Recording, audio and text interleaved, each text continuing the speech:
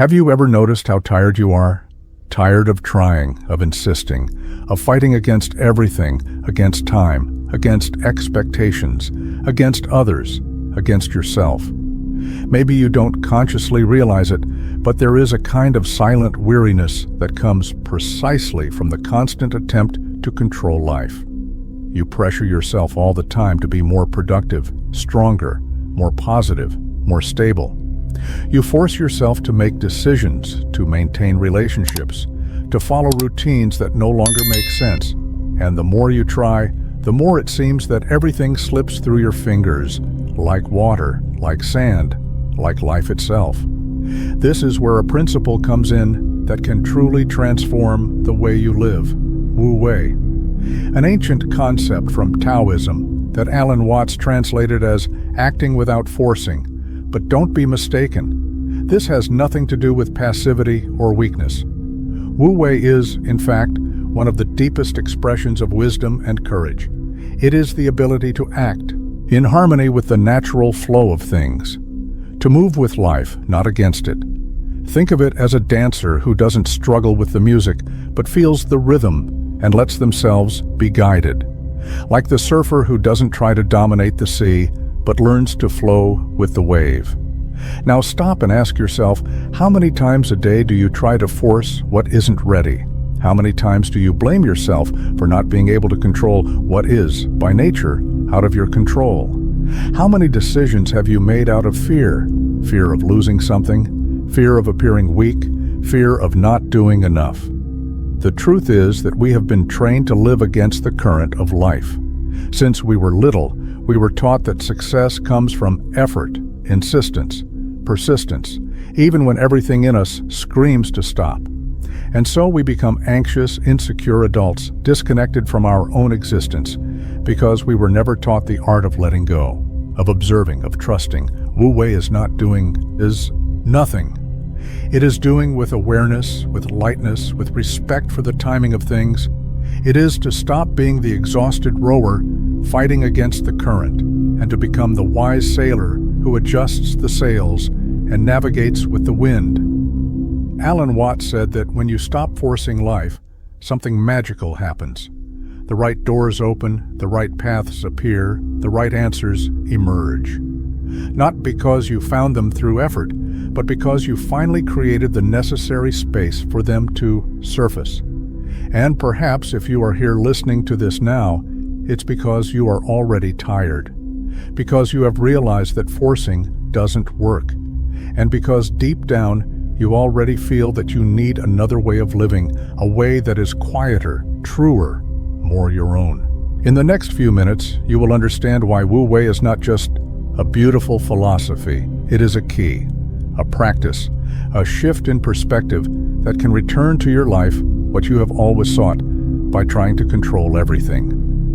Peace. Not that superficial peace of self-help phrases, but a real peace, a peace that arises from alignment with what is, with who you are, with what life has been trying to show you for a long time. So breathe, let your shoulders drop, and be present, because now the journey begins. To understand the true essence of Wu Wei, we need to go beyond beautiful words.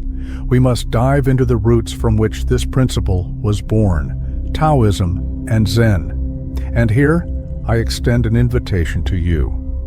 Forget for a moment the way you have been conditioned to understand philosophy, as if it were just a set of ideas to memorize. Tao and Zen are not concepts you understand with your mind. They are realities you feel with your body, with your spirit, with life itself pulsating through you.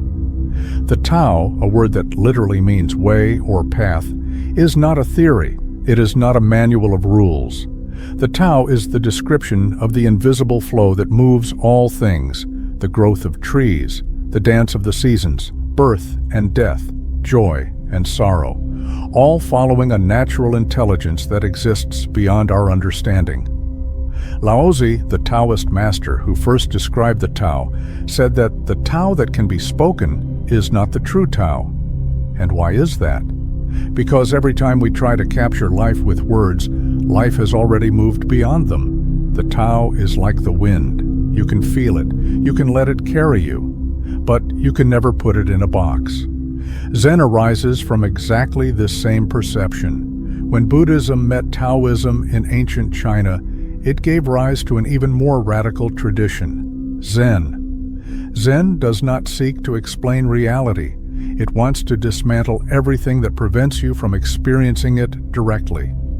In Zen, there are no doctrines to memorize nor beliefs to adopt. There is only the practice of being present, completely present, in each breath, in each step, in each gesture.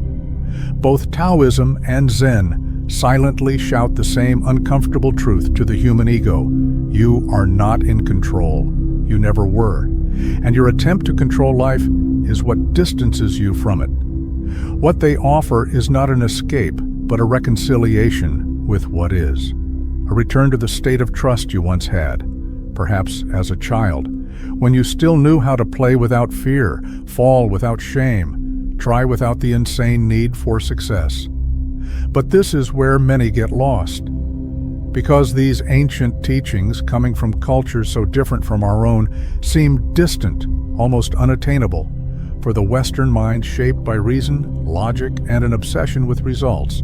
And it is precisely here that a fundamental figure enters, someone who dedicated his life to building a bridge between these two worlds, Alan Watts.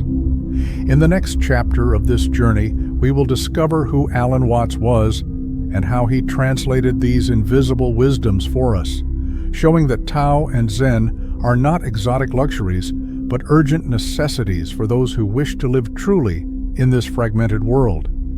Get ready to meet the man who opened the doors of the East to the West, and who can also open a new door within you.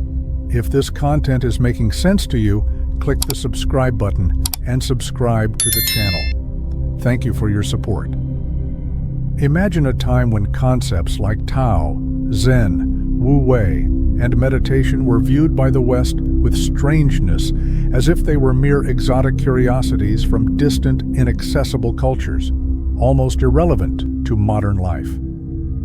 It was in this scenario that Alan Watts emerged, not as a mere academic, not as a missionary of Eastern philosophy, but as a true alchemist of ideas, someone capable of translating not only the words, but the soul of these ancestral traditions for an audience that, lost in its own haste and rationality, was already beginning to suffer spiritually without realizing it. Alan Watts was not a scholar cloistered in theories. He was a provocative thinker, an unrelenting questioner of Western certainties. He understood that the greatest obstacle to understanding Tao and Zen was not cultural distance, it was fear. The fear that our Cartesian mind has of losing control, of relinquishing the illusion of absolute dominion over life. Watts did not seek to indoctrinate anyone. He wanted to liberate us from the weight of dogmas, the tyranny of goals, the obsession with results. His mission was to reveal that what we incessantly seek, peace, fulfillment, meaning, is not found in the heroic effort to control the world, but in the silent courage to allow the world to be as it is. He did this with disarming lightness. There was no heavy tone of authority in his lectures, but rather the fluidity of someone speaking from within experience. Alan Watts did not offer us ready-made answers. He tore apart the questions, ripped off the masks, and invited the mind to stumble over its own concepts so that in the emptiness that arose, something real could finally be felt. He knew that Tao and Zen could not be explained logically, so he told stories. He used simple and powerful metaphors, like the river that flows naturally, the sailor who navigates with the wind, to bring us the wisdom that centuries of Eastern civilizations had cultivated in silence. He said that life is like music. The goal is not to reach the end of the song as quickly as possible. It is to dance with it, to feel each note, each beat, without haste, without anxiety. And that is exactly what we forget, that life is not a race, it is a dance. And that Wu Wei, the art of not forcing, is the music that has always been playing, but that many of us have not learned to hear. Alan Watts challenged an entire generation to reconsider their deepest beliefs about what it means to live well. He knew that as long as we continued trying to win at life, we would be inevitably doomed to lose it. His voice echoes to this day because he did not speak only of ancient philosophies. He spoke of the invisible wounds we all carry, of modern loneliness, of existential anxiety, of disconnection from the present. But Watts also knew that merely understanding intellectually is not enough. Knowing about Wu Wei is useless if you continue to paddle against the current in practice, and that is exactly what we will explore next. How the metaphor of the river, so central to Alan Watts's thinking, reveals the root of our suffering and, at the same time, the path to true freedom. Get ready to see your own life in a new light. Close your eyes for a moment and imagine a river, a vast, strong river flowing with an ancient force that carries everything in its path: stones, leaves, logs, fish, the very earth. Now imagine a person submerged in this river, desperately trying to swim against the current.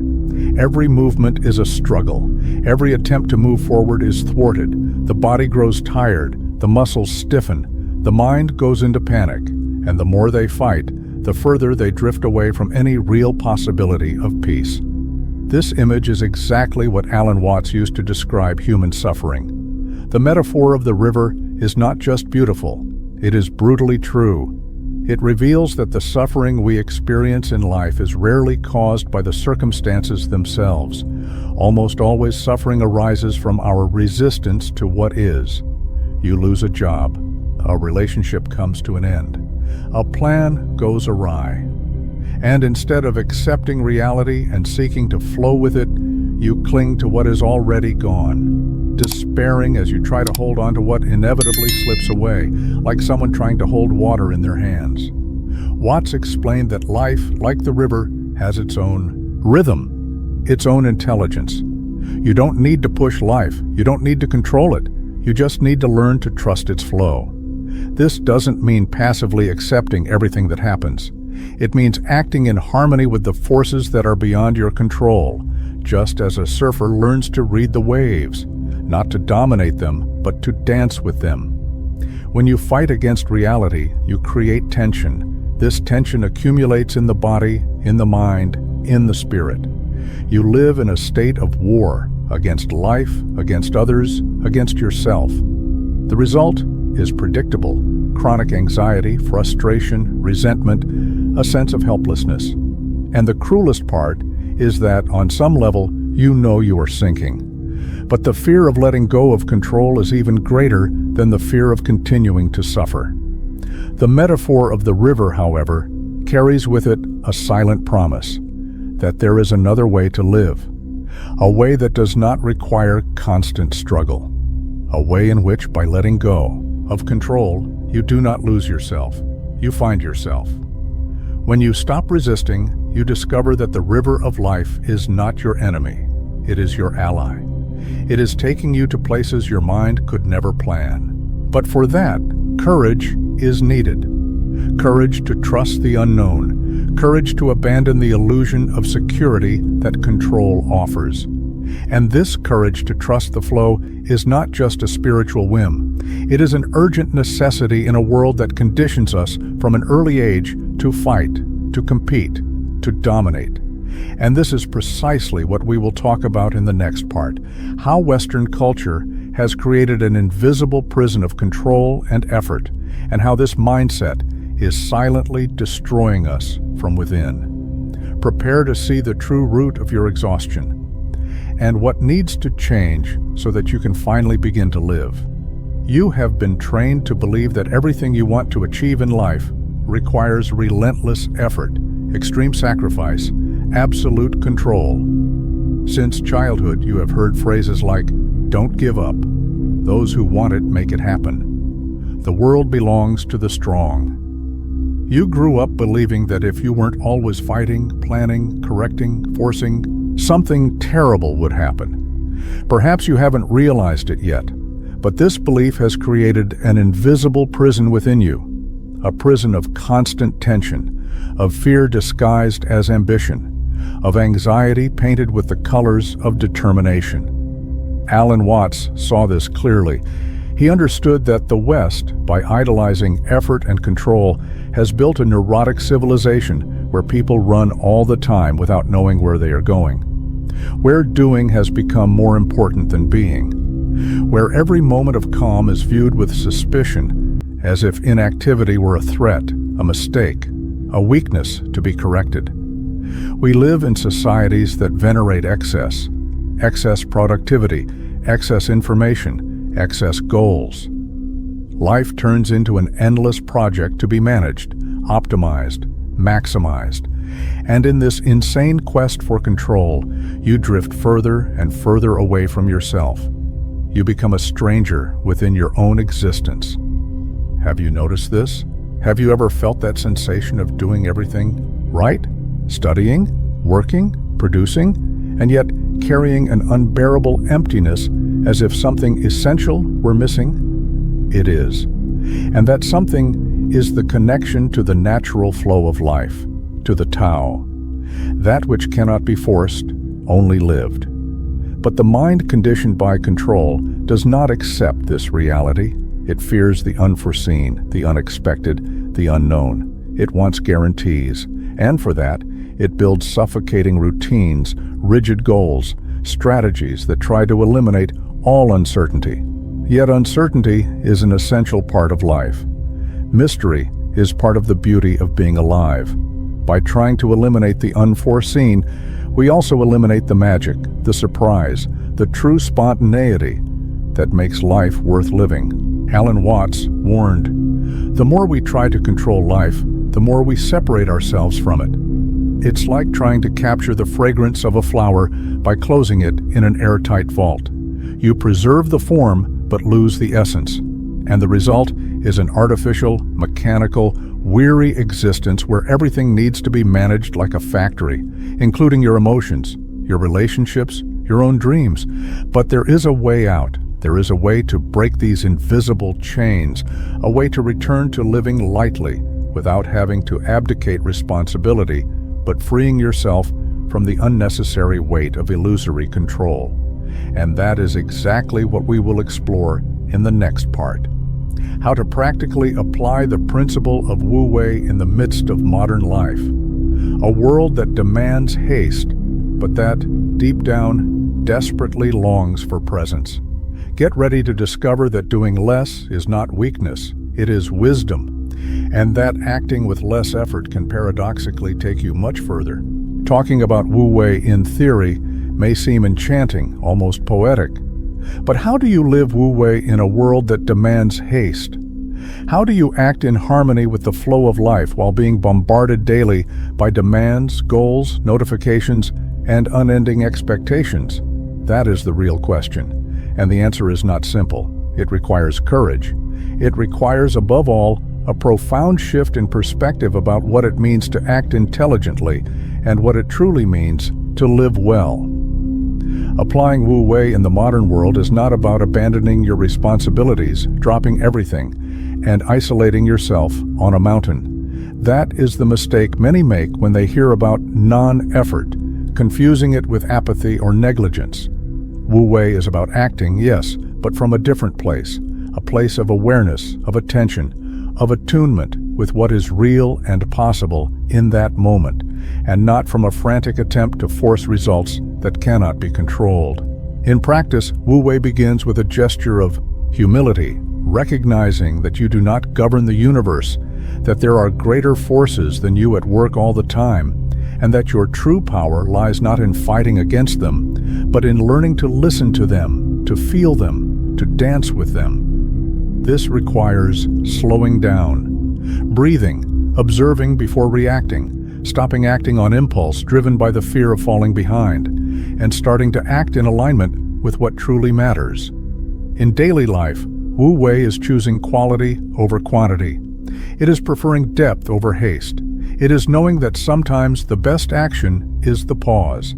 It is the courage to say no to activities, commitments, and obligations that only exist to feed an ego hungry for validation. It is silencing the external noise to hear the internal whisper, the one that has always been there guiding you, but that you never had the time or courage to listen to. Wu Wei also manifests in the ability to trust the natural cycles of life. There are moments of action and moments of waiting, moments of blooming and moments of retreat. But our culture, obsessed with uninterrupted growth, makes us believe that stopping is failing. Alan Watts reminds us that even winter has its essential role in the cycle of nature, and that sometimes the greatest progress you can make is simply allowing yourself to be where you are without trying to rush the next chapter. Practicing Wu Wei in the modern world is therefore an act of conscious rebellion. It is swimming against the current of collective anxiety, not to outdo others, but to not lose yourself. It is reversing the logic of scarcity, which says that you are never enough, never have enough time, never do enough. And it is reconnecting with the logic of natural abundance, that simply being is already complete. But living this way requires vigilance, because the old programming, that of control, haste, excess, will try to pull you back all the time. It will whisper that you are falling behind, that you need to do more, achieve more, prove more. And it is in those moments that you will have the real opportunity to choose to repeat the pattern of resistance or to trust the flow of the Tao. This choice, at its core, is the beginning of a radical transformation. And it is exactly about this transformation that we will talk about in the next part, the moment when you finally stop forcing and everything in your life begins to change. Prepare to understand the silent power of conscious surrender, the point where, paradoxically, you become truly free. There comes a moment in life when you need to make a fundamental choice. Either you keep forcing, struggling, insisting on swimming against the current until your body and soul are exhausted, or you finally decide to let go, understanding that life is not a battle to be won, but a mystery to be lived. Alan Watts said that the paradox of true transformation is that it happens not when you force change, but when you stop resisting what is already trying to emerge within you. When you stop forcing, you create space. Space for life to surprise you. Space for new opportunities to arise, ones you could never have planned. Space for you to reconnect with your intuition, with your body, with the silent flow of the Tao that has always been guiding you, even in moments when everything seemed lost. True freedom is not doing whatever you want at any moment. True freedom is being so deeply aligned with life that your actions become natural extensions of what reality demands. It is acting without anxiety, creating without pressure, loving without fear. It is ceasing to be a desperate manager of your own existence and becoming a conscious participant in the infinite dance of life. And this, of course, requires practice. It requires internal vigilance. It requires the courage to face the old impulses that in moments of fear will try to drag you back into the futile struggle against what is. But now you already know. Now you have a choice. So, before you leave this video, I want to propose something to you. Stop for a moment and observe. What is the area of your life where you are forcing the most today? Where do you feel you are swimming against the river, struggling against something that perhaps just needs to be accepted, understood, or simply allowed to flow? Comment down below. Share with me and with everyone on this journey where your greatest struggle is today. Sometimes just recognizing it is already a giant step toward freedom. And if you found this video helpful, make sure to like it and subscribe to the channel. I'll see you in the next one.